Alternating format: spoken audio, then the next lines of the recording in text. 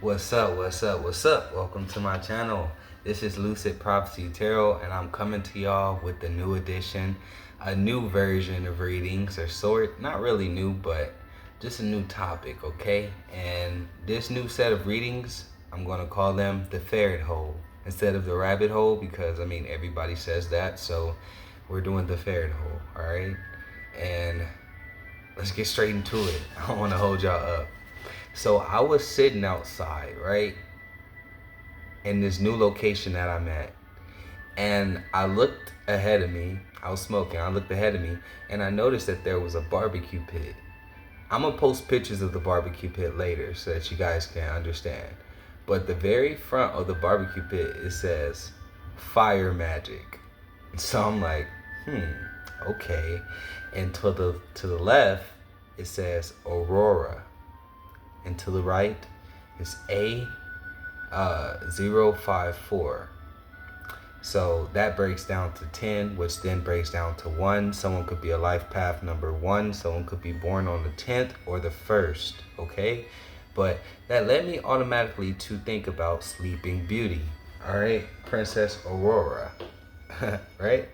Aurora, Colorado. Someone could live in Aurora, Colorado. Someone could be from Colorado. The color red is significant. Colorado translates to the color red, okay? And that made me think about Doja Cat, who happens to be a Libra, okay? So you could be dealing with a Libra, or a Libra could be very significant to you in regards to this channel message, okay? Now, moving forward, in regards to Sleeping Beauty, I did a little bit of research. The kingdom was basically celebrating the fact that they just had a baby and the baby was being christened, right? This baby happened to be Sleeping Beauty, right? While she was being christened, this evil fairy called Maleficent pulled up on their ass. And she was offended because this kingdom did not invite her to the christening. So she said, all right, y'all gonna do that? Well, I'm gonna curse your firstborn. So what she did was she cursed Sleeping Beauty to death.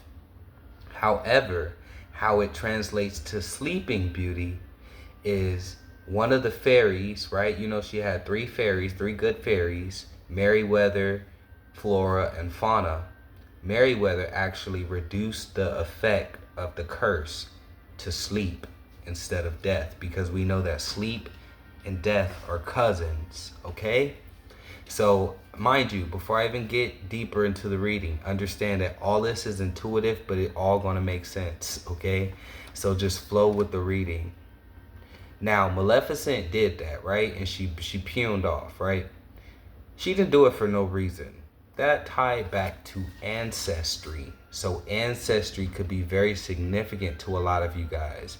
You hear things like sins of the father or generational curses, blood pacts, etc., right? These things are very real, and I feel like this is being highlighted in regards to this reading at this time. I'm also picking up something too about engraving. The engraving of objects. Maybe some of you guys are into metalwork or metallurgy. Some of you guys are crafters or craftsmen. Or maybe some of you guys are just into crafting in general. I feel like some of you guys might be getting into like sacred writing. Tapping into different like languages that have power, right?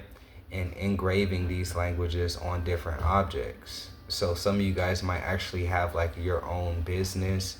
You might be an entrepreneur and you might do that, right? You engrave names on things, you engrave symbols, sigils, etc.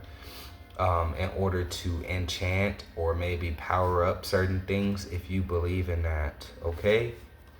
So, the king had beef with Maleficent from way back in the past. And we know that from the Maleficent movie, right? She was a good fairy or whatever she was at first. And then she had wings and stuff.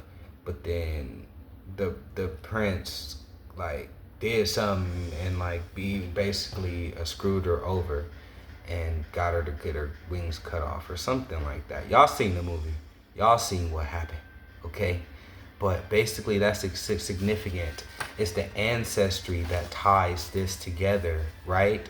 That ties this curse that was placed on Sleeping Beauty. Sleeping Beauty didn't even know Maleficent. She didn't have no type of connection with this entity. However, this entity knew everything about her. That's significant to this reading as well.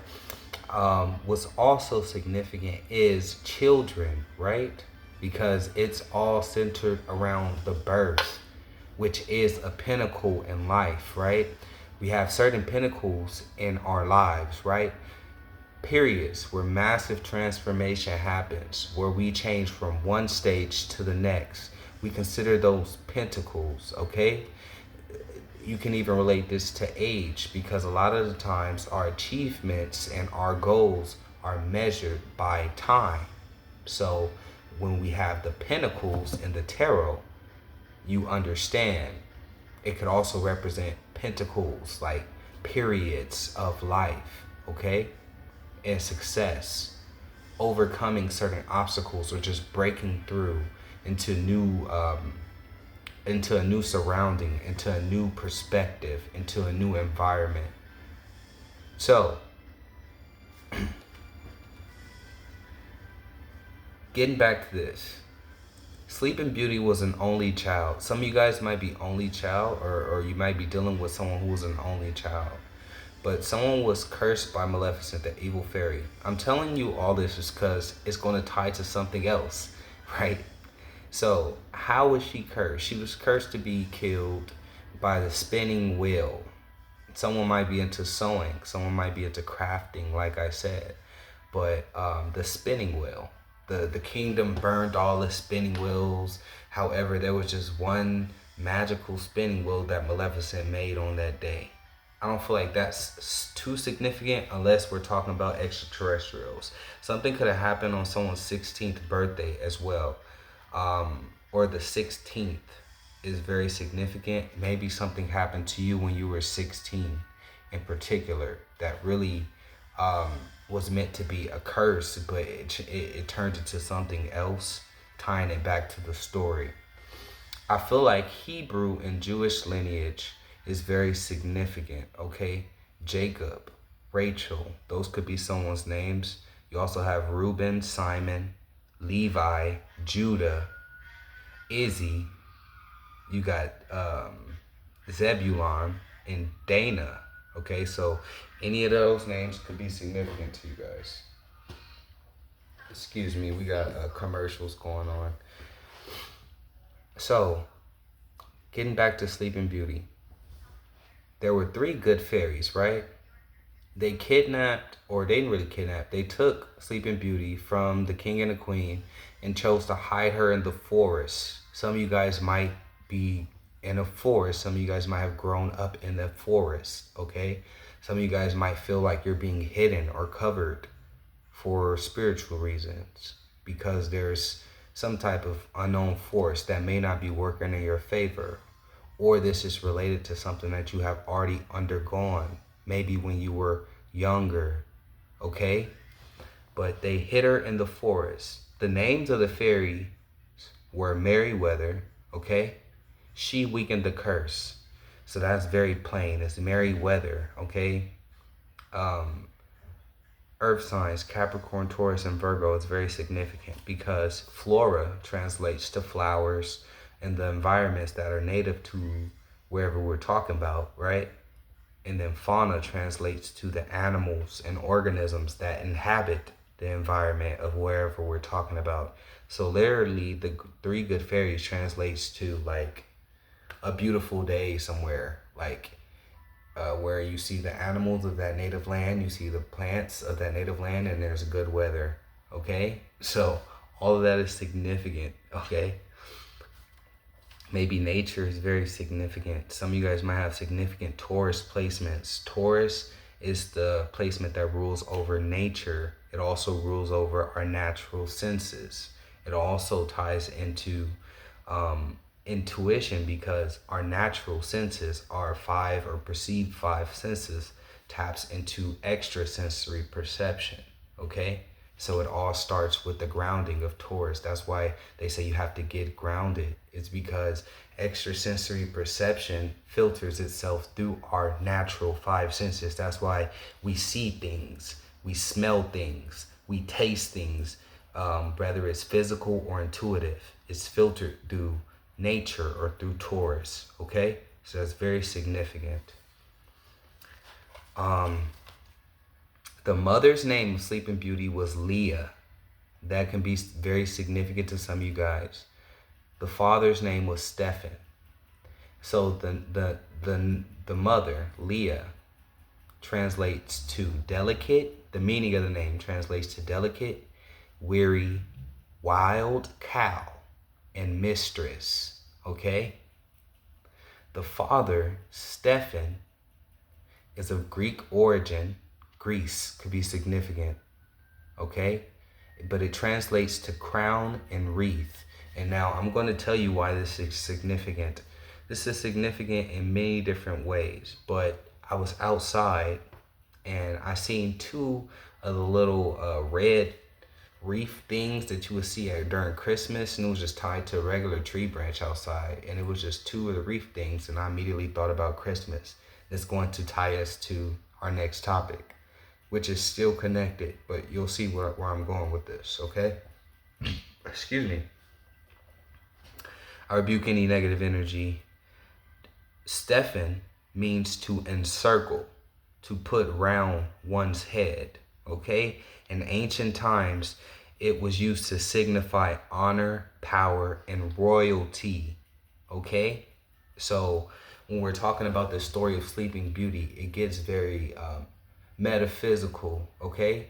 So we're talking about crown and wreath. Corona also means a crown, okay? So Corona could be significant. Someone could be from Corona, California. I do believe that's where Corona is. If I'm not mistaken, y'all can correct me in the comments.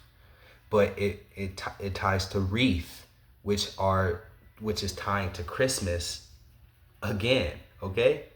So I was like, Christmas, wreath.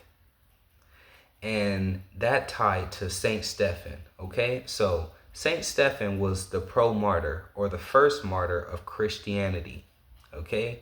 So we're getting into December 25th, December 26th, 27th, etc. We're getting into these realms. We're tying it together, okay? So Saint Stephen was the first martyr of Christianity. But the Hellenistic Jews basically gave false testimony saying that he blasphemed, or he was talking down on Moses and God. And because of that, they stoned him to death. But in the records, they say he was unperturbed. He wasn't trying to fight whatever they were saying. He just accepted it. He was known as an archdeacon, and he was also, according to text, full of the Holy Spirit, and he performed miracles among the people. Yeah. Hey, how's it going? Hey. Yeah, sorry about that. So, back to what I was saying. So, Saint Stephen was one of the first Christian martyrs, right? They basically stoned him to death, and he became the patron of like stoneworkers. So people who, I don't know if any of you guys are into crystals, or like at one point I was buying rough crystals, like rough stones, and actually learning how to polish them, like the raw, like with just water and like soap and, you know, oil and different things, or the methods that they have online. So maybe some of you guys might be getting into that. Maybe some of you guys might be actually getting into the whole, you might get a tumbler or something of that sort, or you might already have one, and that just might be something that you're going to I feel like with Saint Stephen coming out, this is like an energy that's saying that you're supporting in that. I'm not sure if you are into saint work, or if some of you guys work with saints, but I feel like that might be significant, okay? But the most important thing I wanted us to pull from that was the blasphemy, okay? All right, it's the lies. So they straight up said that this man was lying about Moses and God, okay? And that's the reason why they killed him off. Now, tying this to Sleeping Beauty, Maleficent. The name of Maleficent's crow. right? She had a big ass raven, a big ass crow, right? Who was with her. And you know, the name of that crow is Diablo. All right. Now, according to the Greek translation of diablos, right? The origin, the original word, it literally translates to slanderer. So you understanding the connection, okay? So Saint Stephen is dealing with the slander. You have it tying directly to Diablos, demon entity, right? Evil entity, slanderer, right? Sleeping Beauty, curse, spell. So don't lose me. We're going to go to something else, right? That ties to this as well, okay? So what was very significant was I started to think about Christmas. And what's very significant was I heard about at one point the demon days, right? Which were at the end of December. Now, if you're not aware of the demon days, I'll give you a brief summary. Originally, December 26th was the end of the year. According to Egyptian mythology, this is how it goes. These demon days, this is where it comes from. The Nut, the goddess of the sky, and Geb, the god, her brother, the god of the earth. Kind of like the reverse of, if you think about the story of the Titans and the creation of the gods, right? In Greek mythology, it's like that, but just different. It's reverse. It's almost like the Greeks, they replicated the story or whatever, you know, they maybe shared concepts or however it went. But basically, the goddess was the sky, right? And the earth was the male principle. They would come together. But the problem was the goddess of the sky was married to the sun, which was Ra. And Ra wasn't having that shit. So during the daytime hours, while the sun was out, Ra wasn't allowing the sky to come with the earth. However, when the sun went down, that's when the sky and the earth came together and made darkness. So they were sleeping together. And basically the sun found out about this infidelity, right? And he cursed the sky, Nut goddess, right? It's funny, she's named Nut. So something's very sexual here. There's some type of sexual principle. It's tying back to children, because what is nut at the end of the day is talking about semen, right? So something is very significant about generations and children. Maybe curses being put on generations of children that may not even have been born yet. But let me stay in line. So basically, Ra cursed her and said that she could not bear children for 360 days of the year. Because remember, it was only to the 26th. She being distraught, she like, oh hell no, I can't have this. So she sought out Thoth, the god of wisdom, and Thoth told her to meet with the god of the moon, Kanzu, and he was also the god of time, right? And gamble with him. Now understand, the lunar calendar, we have lunar calendars, time, that's how we get the days. So understand, this is how everything ties in. She met with Kanzu, the god of the moon and time, and gambled with him and beat him 5 times. So the number 5 is significant. Some of you guys may have been born on the 5th. Some of you guys may be a life path number 5, okay? Some of you guys might be Capricorn or Aquarius. 5 is ruled by Saturn, if I'm not mistaken. I might be mistaken in regards to that. Okay, I actually might be mistaken. It's ruled by something. Look it up. To fulfill this debt, he was ordered to create 5 more days of the year. So from 360, we get 365. Now here's where it gets cool. On the 27th day, Osiris, the god of life and death, and the flooding of the Nile will be born. And he will eventually replace Ra, the sun, as the main tulare deity or main deity worshipped.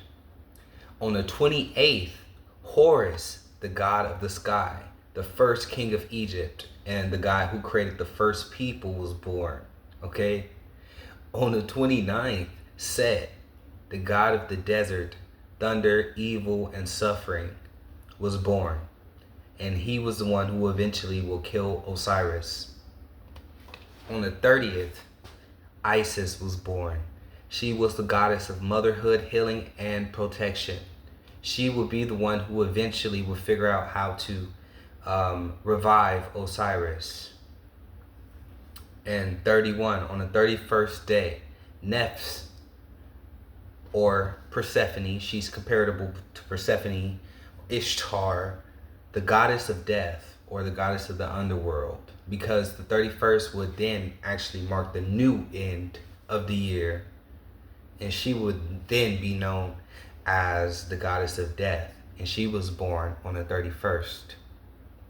Now, this is very interesting. I'm not sure, like I said, because, you know, this is how they translated it. But I'm not an ancient Egyptian, so I'm not sure. Nobody will be sure if this is the actual 100% story, but it would be very interesting if that is the story, because the ancient Egyptians looked at this end of the year, right? This 27th through the 31st is very unlucky, okay? So what they would do would be they would give gifts of amulets, jewelry, figurines of cats. Bastet, the goddess Bastet, she was the goddess of fertility and success. They would give gifts of cats to each other because they believed that it would be good luck to protect them against the negative energy during the last 5 days of the year, because these were not natural days, so they're naturally filled with darkness. Remember, when Geb and Nut came together, it created darkness. So it was looked at these days are very maleficent demon days. They were called demon days, okay?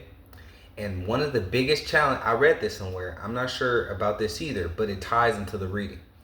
One of the biggest challenges the magicians of Egypt had to deal with is the temporary inability to create portals. So that ties into a lot, because portals are entryways, they're doors, right? A portal, I can create a portal right now without anything. A portal, portals exist all around us. However, there's a significance of them saying the biggest challenge of the magicians of Egypt.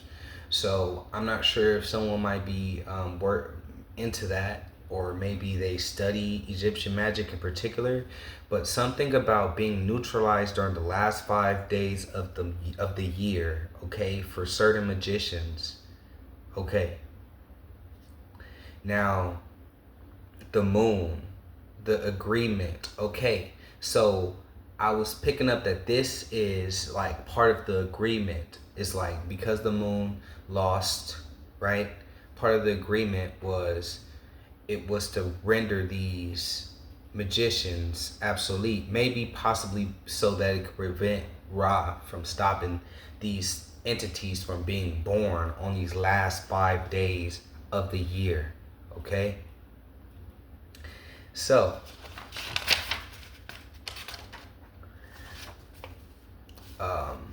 you see how we get another curse. I read that to you to say, okay, we start with Sleeping Beauty. It starts off with a curse, and it's dealing with children, okay? Because they wanted her firstborn to die, all right? And then you tap into ancient Egypt, and it's talking about a curse, okay? Now, even when you look at Sleeping Beauty, let's look at Sleeping Beauty, all right? First of all, the woman, she was always bad, okay? So number one, I feel like you're here, you're beautiful, okay? Even when she was out there in the forest, like in the homey clothes and stuff like that, she was out there singing to the birds, and the animals loved her and shit like that. You have a very strong connection with animals. You have a very strong connection with nature. You just have this natural attraction, this natural, I'm hearing pheromone, but okay, but this natural chemical that you produce, right?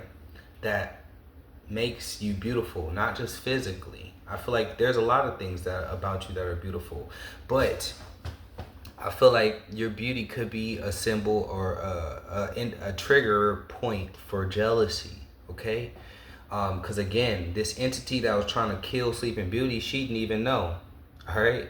It was due to her being mad at her parents, or you get what I'm saying? So like I said, it could be entities or energies that might be not working in your favor, that are mad about shit that your ancestors might be tied to or mad about.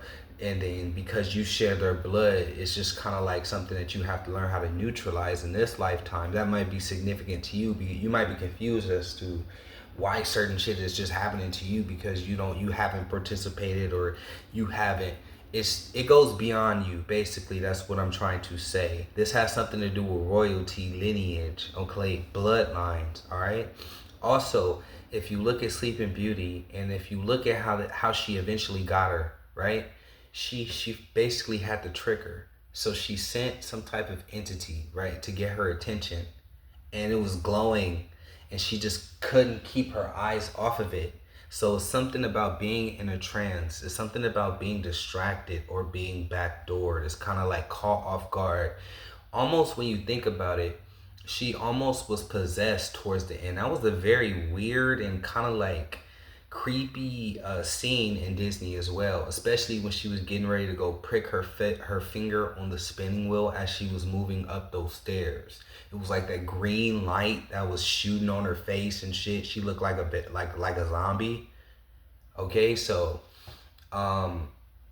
that's really popping out to me right now. So I feel like that's significant about being used as a vessel, but maybe in not so good way. And especially, like I said, this could be relating to a past situation, because this was her 16th birthday. 16 breaking into that 7, tying into that occult energy, right? That angle.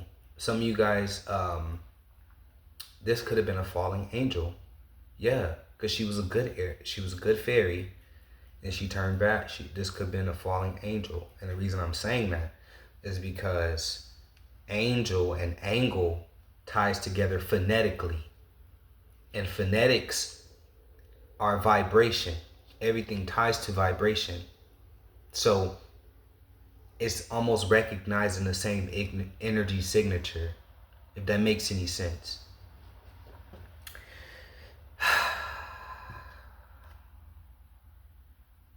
Is there anything else here? So that if you guys didn't know where the cat lore came from, how black cats are actually good luck, it came from the demon days, okay?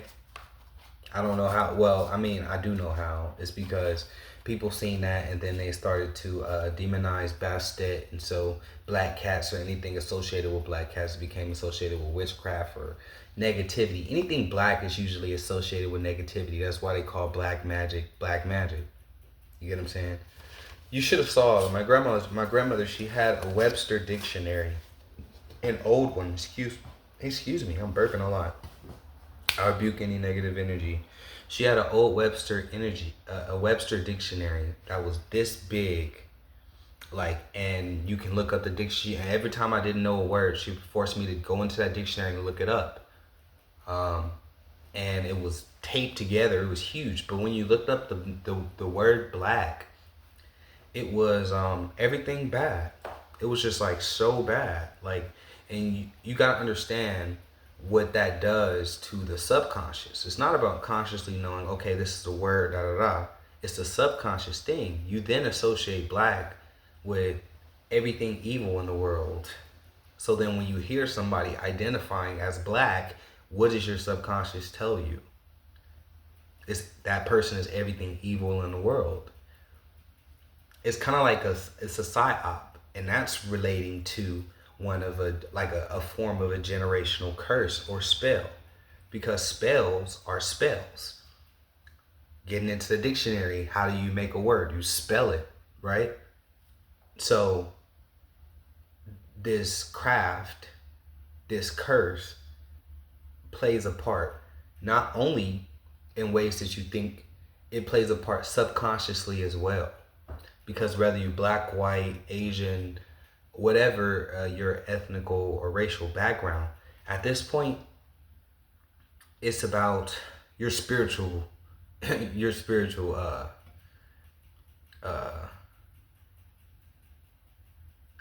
don't even want to say background. It's really about your spirit at this point. It's like, are you spirited or are you not? Because people who aren't spirited can be filled. They're host, right? If you're spirited, you can't be like an empty vessel, an empty host. So the thing, tying this back to what I was saying about Sleeping Beauty, the thing that saved her is because she had entities on her side. She was completely caught off guard, right? Like, there was nothing really that she could do because she wasn't aware of the enemy that she was facing, because she didn't know that she even had an enemy. But this went back, way back. You get what I'm saying? To before the king even met her mom, Leah. So it really is tying into things that you may not understand. That's basically what I'm trying to say. But it's very prevalent and it's very active in your life. Okay? Also with Sleeping Beauty, it was about true love's kiss, right? To wake her up. According to the Disney version. Now, I know that we got the original version, which is usually way more dystopian and fucked up. But right now, we're dealing with Disney, okay? Because Disney, we all know that they were dealing with a lot of occultism, okay? So, it was about true love's kiss, right? She noticed too, she was locked up in this fucking tower, and it was right? Yeah, that was her, right? And it was all the fucking the thorns and the stuff, and basically Maleficent was trying to stop the prince, and then he basically had to fight the. Am I tripping? That was the story, right? When he had to take out the dragon and shit. But okay. However, Sleeping Beauty went, because it's been years. Like I said, I'm intuitive. I just intuitively gone with what I remember. But y'all get the point. Basically, it was the divine masculine energy and the divine feminine energy playing out right there. Sleeping Beauty representing the divine feminine principle of reception. And then you had the prince representing not being a man outside is going to save her, but actually being the fighting energy, the warrior within Princess Aurora, right? She subconsciously was him. So in this case, it's being sleep and then being awakened, coming together and then forming one. It's like she became, you get what I'm saying? She became her true self. She became awakened. So I feel like whatever has happened, especially in regards to this curse or energy that has been put over you or over your bloodline, right? I feel like it has served as a sort of awakening. It's like someone giving you poison and thinking that you're going to take the poison and die, but then you form the antibodies to the poison. Instead of dying, you get sick, you get fucked up, you might be asleep, it puts you in a coma, but then all of a sudden you wake up out of the shit, yeah, and you come back with these abilities or immunities, right? That shit can't kill you off. Normal people, it could. Yeah, 3333 when I said that. I'm going to pull a few of these cards and I'm going to wrap this reading up, because those were all the intuitive messages that I had got. But please give me some messages in regards to this reading that I can end us on a good note. I do have other messages that I have channeled, but I feel like that's enough for this first episode. Ugh.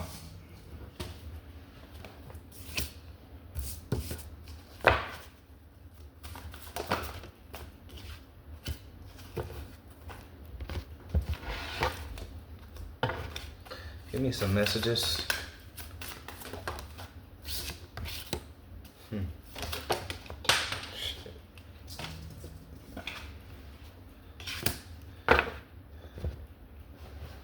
Give me some of these.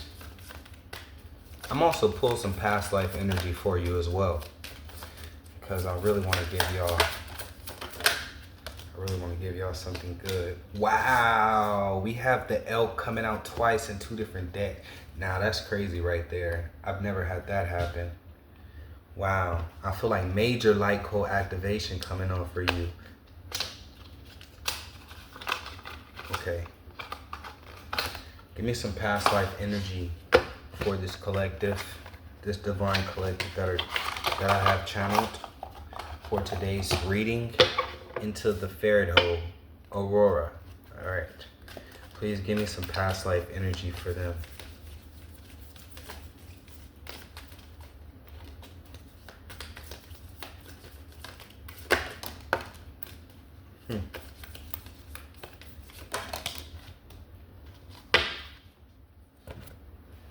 Please give me some past life energy.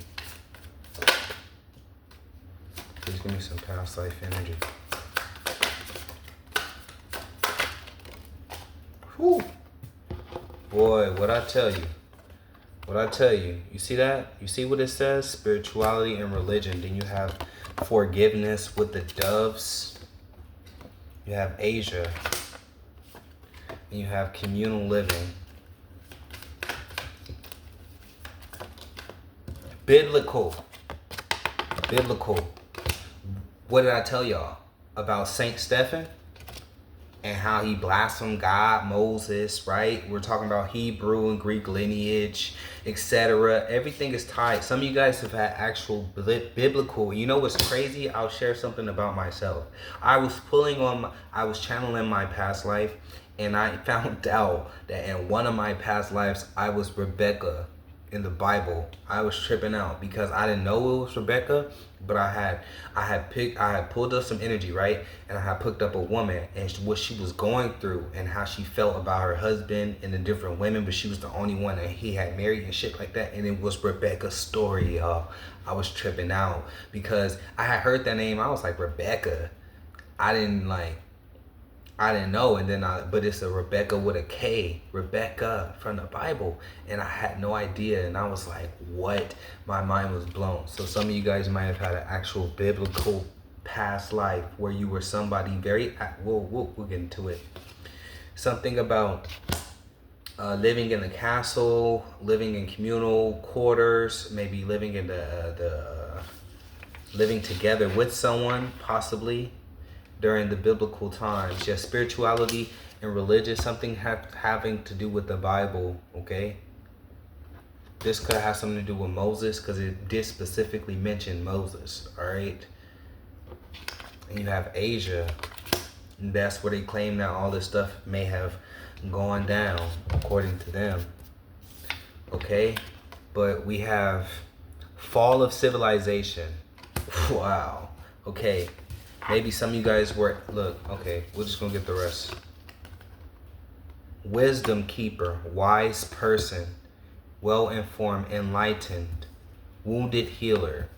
So I feel like in this lifetime, you are a wise person. You're a wisdom keeper as well, but you were in a past lifetime as well. Yeah, aesthetic, we getting Buddhist. I'm getting Buddhist, aesthetic, Christian aesthetic, hermit, mystic. And we have Asia out here. We got 2 monks. So I feel like some of you guys might have been a monk, okay? I'm also picking up Ireland or Scotland, okay? I'm also picking up India. Dreamer, organizer, planner, developer. Rise of civilization and fall of civilization. So some of you guys had a past life where you played an integral part in the rise of a civilization, and you also were able to witness what caused it to fall due to corruption and ignorance. Wow. This is like that, this is like Sleeping Beauty. Think about it. When she came through and she cursed her and shit like that. And it kind of like shut everything down. It was like the civilization was at its peak. And then when she came in, she put that curse. And then when she eventually got her to prick herself on a finger on the thing, and everybody was like, no, it's sad and shit like that. That was the fall of civilization. Wow. Something had to do with money in regards to that biblical thing. Have something to do with Judas, or just like I said with the Hellenistic Jews who had blasphemed Saint Stephen. Some of you guys may have been Saint Steph and shit. But with the Hellenistic Jews who had blasphemed him, he had got the people to agree and say that this man said that shit because he didn't have other people. He was orphaned. He didn't have anybody to back him up at that time. And I feel like they were paid off. It's fucked up. Everything always ties back to money. Spiritually here, it says, let go of the past and embrace the change. Opportunities are close at hand. Hop onto this new day with joy. Abundance and good fortune await you. And truly that was the ultimate ending in Sleeping Beauty. She found love. She found prosperity, right? She found her matching frog. Okay? Frogs could be significant. Some of you guys could be into, you know, the arts. And then we also have elk. And you see how it's in here twice? This says, celebrate your accomplishments with humility. You are crowned. Saint Stephen means crowned with success. Powerful forces guide you. Your ability to conquer challenges is limitless. And that was that divine masculine energy that was represented in Sleeping Beauty. Whether you're male or female, that was the divine masculine energy that was represented. You lighting your own path. Okay? I'm hearing the star system Arcturus is significant. I'm not sure, but I'm hearing that. Yeah, Ladybug. Someone could have called you Ladybug. This could have been your, you could have had a lot of like Halloweens where you were a ladybug or something like that. I don't know. Maybe you like ladybugs a lot. And we have Black Bear, Guardian. Yeah, you're protected. Gentle and wise protector. Give me your confidence and power. Help me protect the ones I love. Awaken my intuition and guide me. Maybe some of you guys are afraid for your child, or maybe some of you guys might be like wanting to put a protection prayer over your child. I feel like Spirit is guiding you to do that, especially in regards to this, talking about Sleeping Beauty and Mayweather reducing the curse by praying over the kids. So yeah, pray over your kids. This is for those that have them. Okay? And Butterfly. You can reinvent yourself. Open to the rewards of change.